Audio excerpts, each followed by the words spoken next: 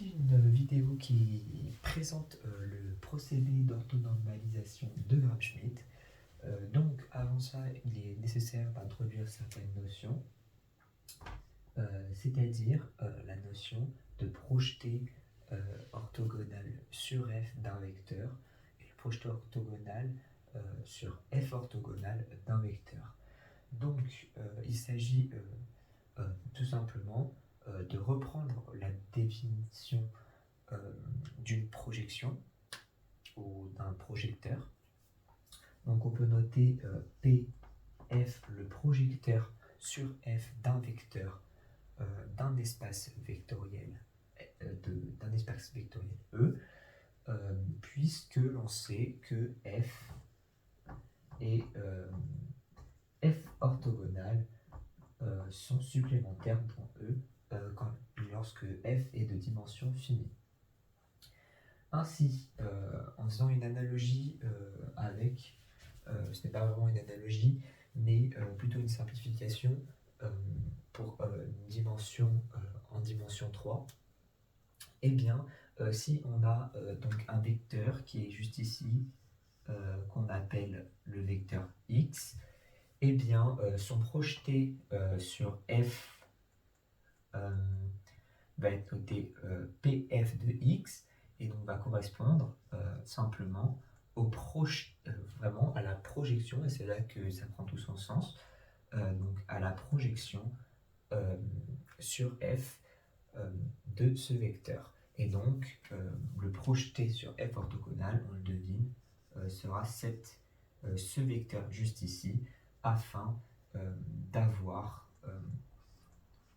de réobtenir le vecteur par somme, puisque pf de x plus pf orthogonal de x est égal à x. Cela découle directement du fait que f et f orthogonal sont supplémentaires dans E. Ainsi, on a que x moins le projeté sur f, x moins le projeté sur f de x va être égal au projeté sur f orthogonal de x, et cela, on nomme ça la distance de x à f, puisque il s'agit de la distance minimale qui sépare les vecteurs de f. Donc f est ici symbolisé par ce plan. Et donc, il s'agit de la distance minimale, on parle bien d'une norme car c'est un scalaire. Eh bien, il s'agit bien de la distance minimale entre les vecteurs de f et ce vecteur. Donc, passons maintenant à l'algorithme d'orthonormalisation de Gram-Schmidt dans les détails. Donc, l'objectif de cet algorithme est de construire à partir d'une famille libre d'un espace vectoriel f, que l'on notera E1, EP, donc de construire à partir de cette famille libre une famille orthonormée qui a en plus d'autres propriétés, parce que sinon ce serait on n'aurait pas besoin d'un tel algorithme. Et bien en plus cette nouvelle famille doit être orthonormée, mais a également d'autres conditions qu'elle doit respecter, comme le fait que chaque vecteur de la famille orthonormée doit générer le même espace que le vecteur précédent dans la famille libre de f. Et donc on a que la famille doit générer, la famille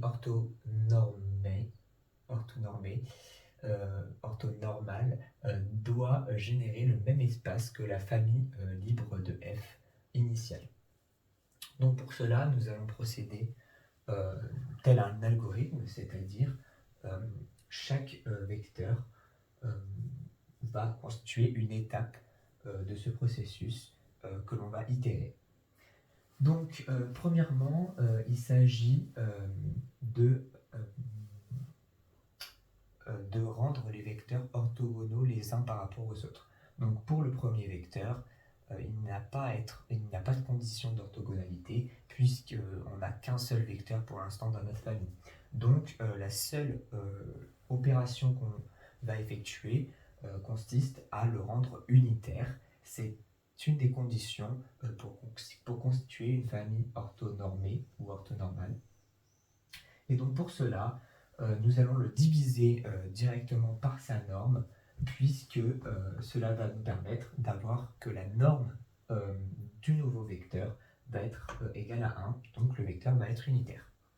Ensuite, pour les vecteurs suivants, on va tout d'abord procéder à la normalisation, l'orthonormalisation, c'est-à-dire, donc pour tous les autres vecteurs, on va d'abord procéder à l'orthogonalisation, c'est-à-dire que chaque vecteur va devoir faire cette opération sur chacun des vecteurs de sorte qu'il soit orthogonal à tous les vecteurs précédents. Ensuite, une fois qu'il est orthogonal à tous les vecteurs précédents, eh bien, il est possible de rendre sa norme unitaire en faisant la même opération que ce qui avait été fait pour le premier vecteur. Et c'est aussi simple que ça. Une fois qu'on a fait ces opérations pour les p-vecteurs, eh bien, notre famille est orthonormée. Et celle-ci génère le même espace que la famille initiale. Merci.